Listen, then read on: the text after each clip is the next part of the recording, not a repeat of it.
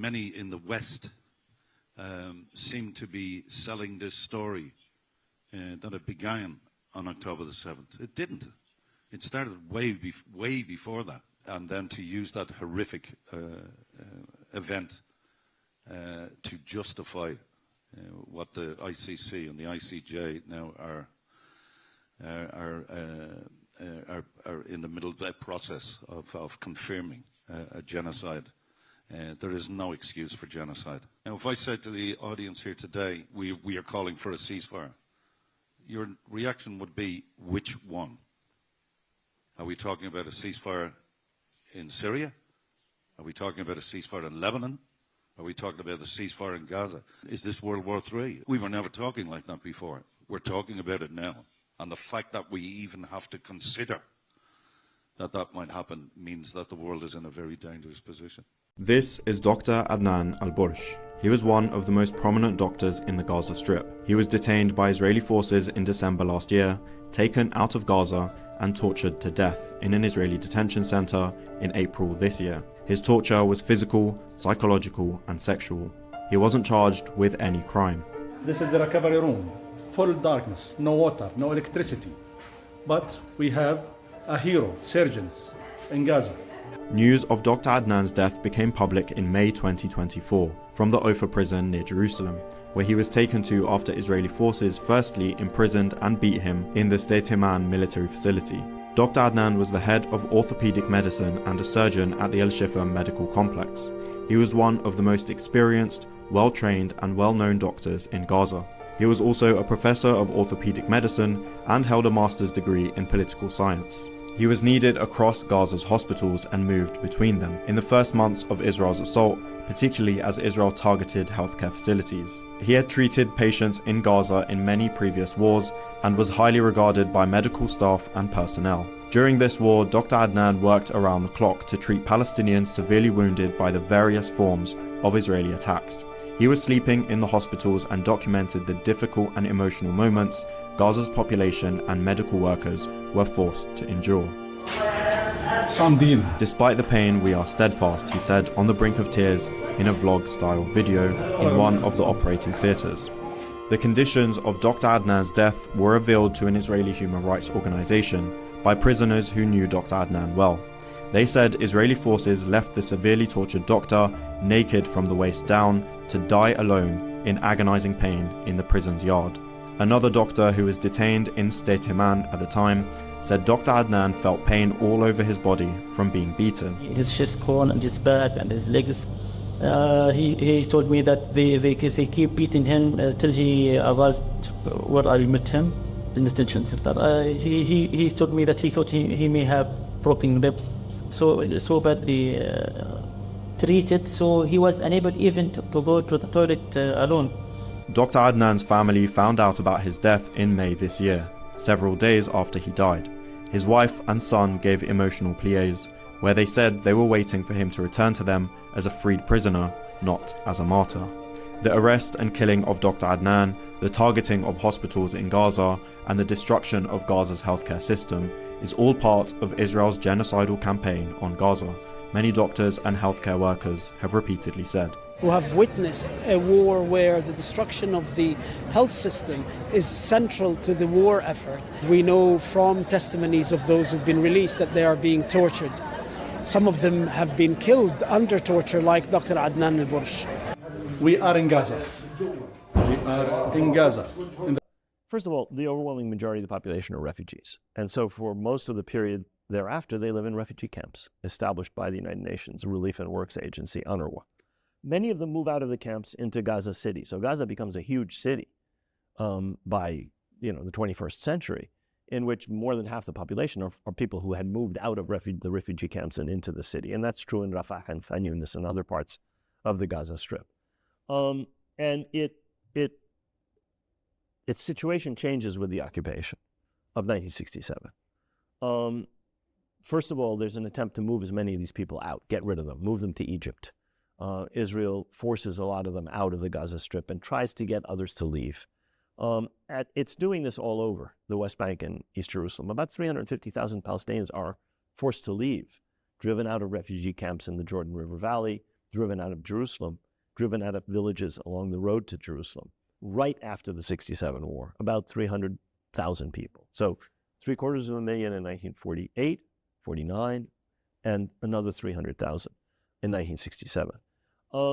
And they live under Israeli military occupation. I mean, one of the greatest lies in American political discourse is Israel is the only democracy in the Middle East. Israel is a country which for 57 years has ruled through a jackboot military occupation over a population almost as large as the Jewish population of Israel. How can it be a democracy where within the same sovereign space, almost 50% of the population have no rights whatsoever? They don't go before real courts, they go before military courts, which don't dispense justice. They dispense basically what the occupation wants them to dispense, where everything they do in terms of entry, exit, import, export, movement is regulated by a foreign army.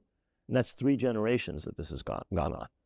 And the most severe of these restrictions are imposed on Gaza for a variety of reasons. For one thing, Gaza is the place where there's the highest concentration of refugees. Moshe Dayan gives a famous speech in the 50s where he talks about, you can understand why these people are fighting us, because we've taken their homes, and they look across the armistice lines and they see their homes. And so you're talking about a population that comes from what are today the southern regions of Israel, and who are prevented by Israel from ever returning or from getting their homes and property back.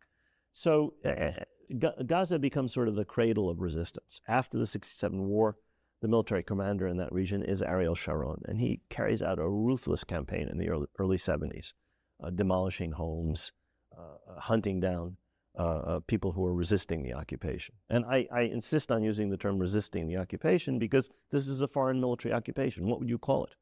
Are the people who resisted Napoleon Bonaparte's invasion of Spain terrorists because they were fighting the French army? No. Would you call French partisans who fought, Russian partisans who fought German occupation terrorists? No, you'd call them people resisting an occupation. And that's what people in Gaza were doing.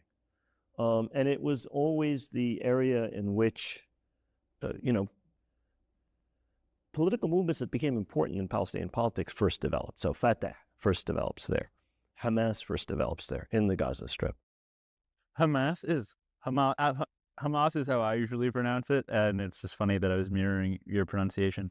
But I wanted to ask more about Hamas because it is described in many different ways by many different people. So I want to get your take on Hamas and also a better understanding of how Hamas, in some ways, maybe it wasn't Hamas's doing, but Hamas's very existence contributed to the blockade that was imposed on Gaza.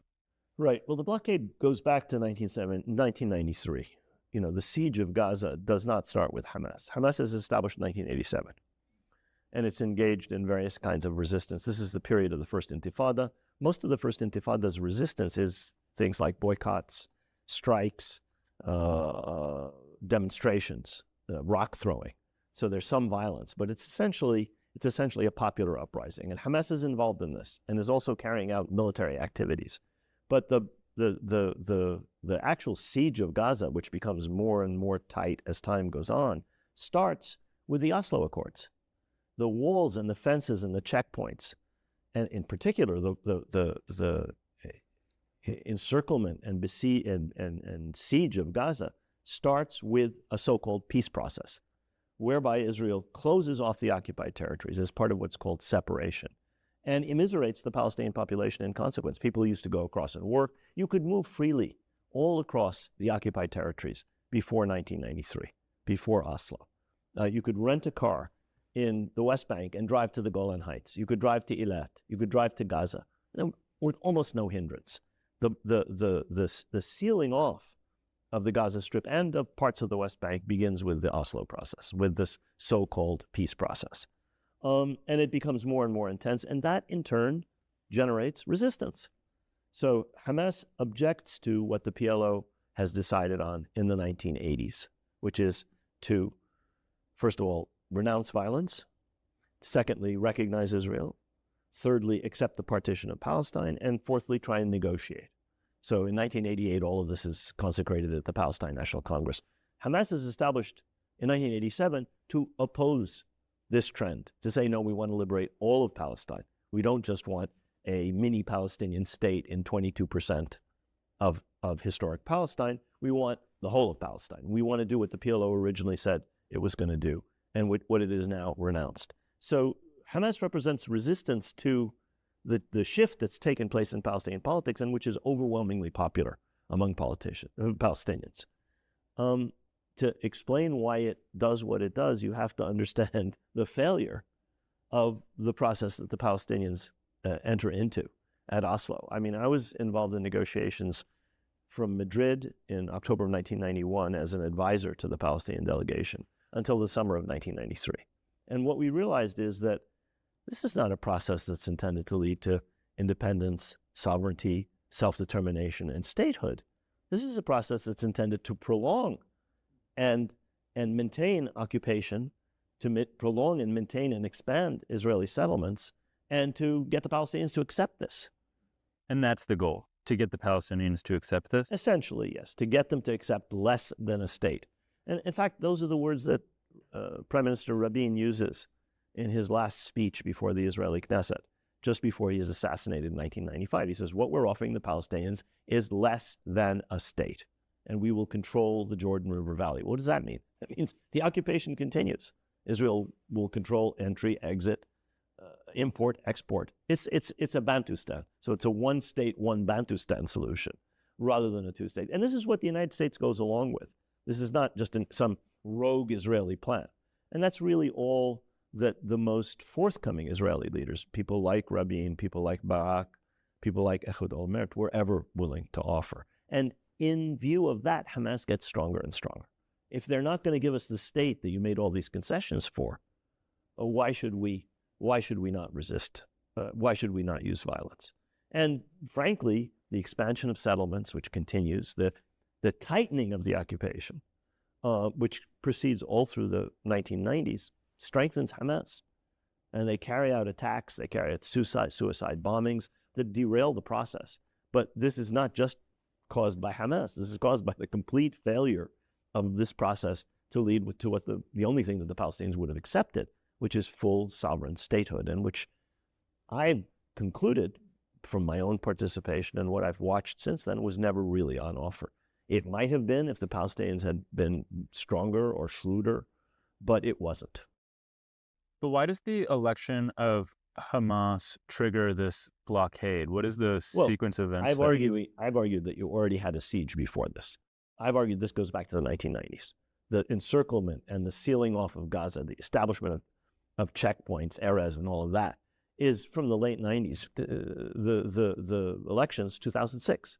So we've had 8 or 9 years of this going on. More than 8 or 9 years. What am I talking about? Over 10 years of this going on before Hamas is elected it gets a majority in parliament in 2006. It doesn't win a majority of votes, by the way. It wins about 44% of the votes. But Fatah has split, and so they get a majority of the seats. Sort of like a British parliamentary election, where a party that gets 38% gets overwhelming majorities in parliament because of a first-past-the-post system. So they win the election.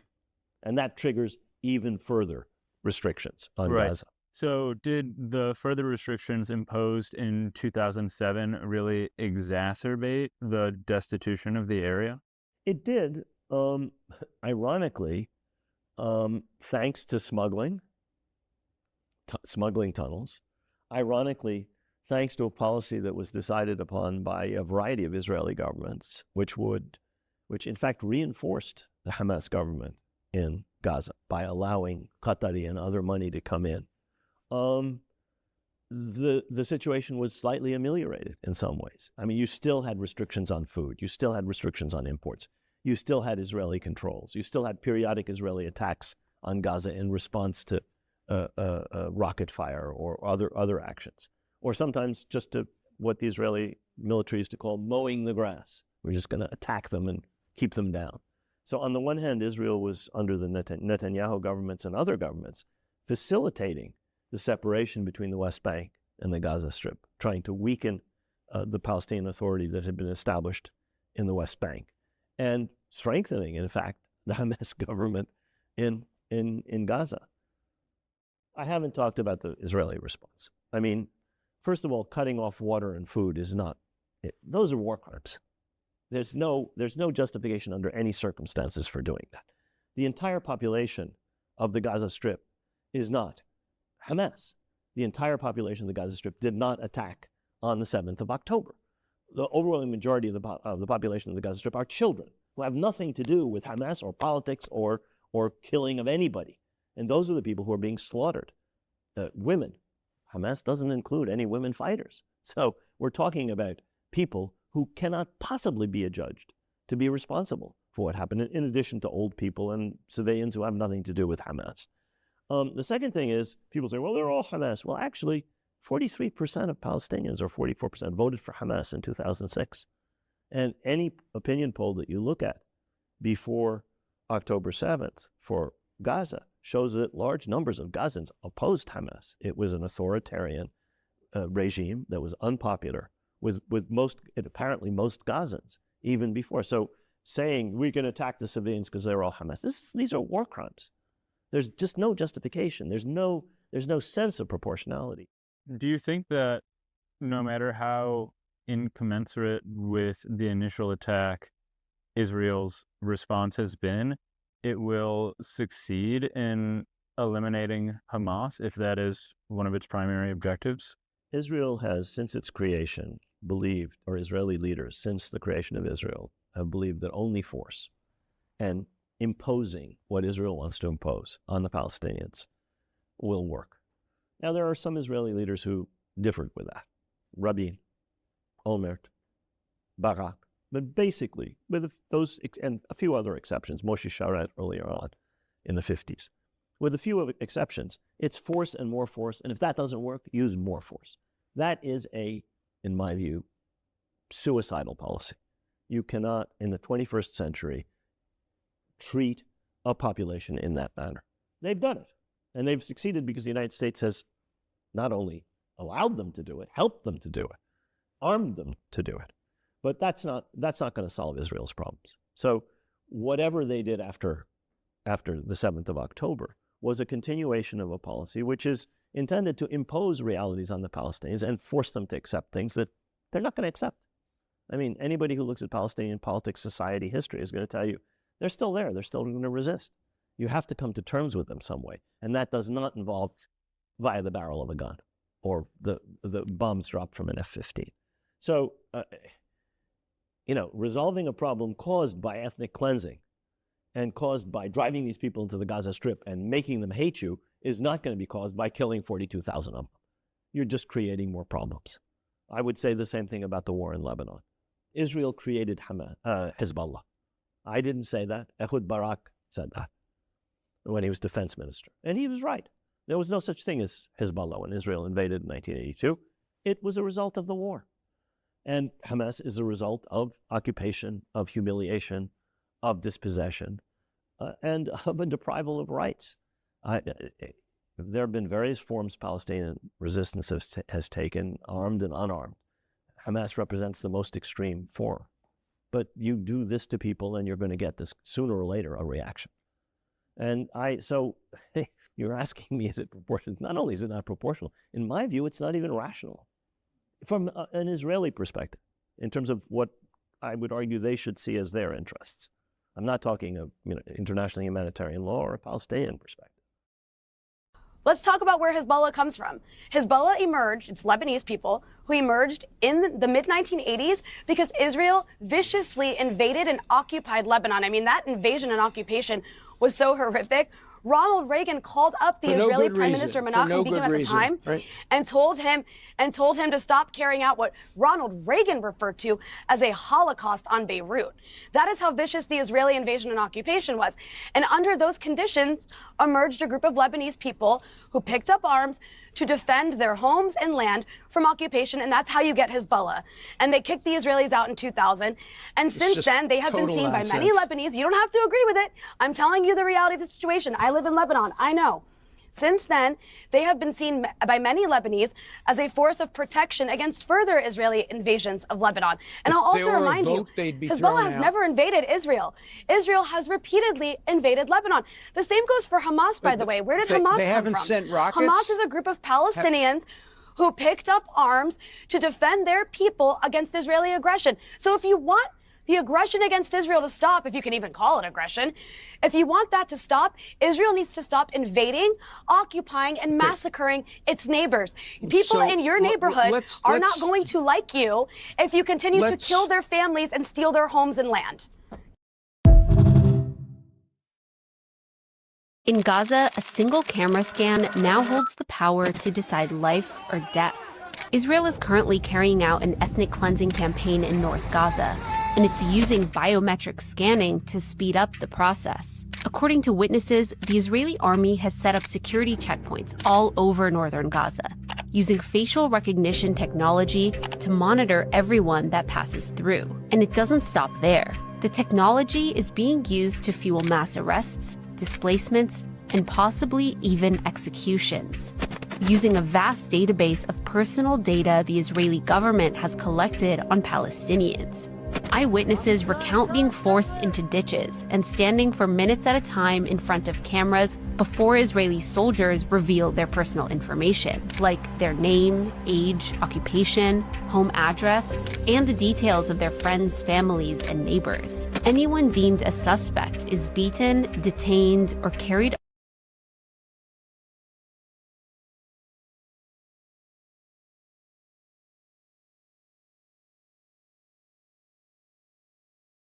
If you don't want to be called Nazis, stop doing. You're called an anti-Semite. You've been called an anti-Semite more than anyone else's table. Yeah.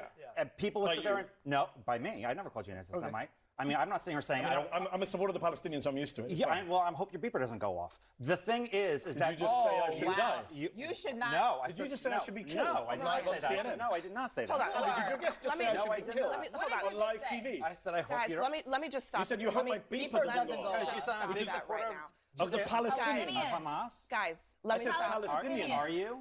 Am I what? No, of course I'm not. I apologize. Are you a racist, violent person inciting violence against Ryan, That's disgusting. That is completely. I apologize. Good job, CNN. Let's have first block say the Muslim guy should be blown up. I apologize. On TV.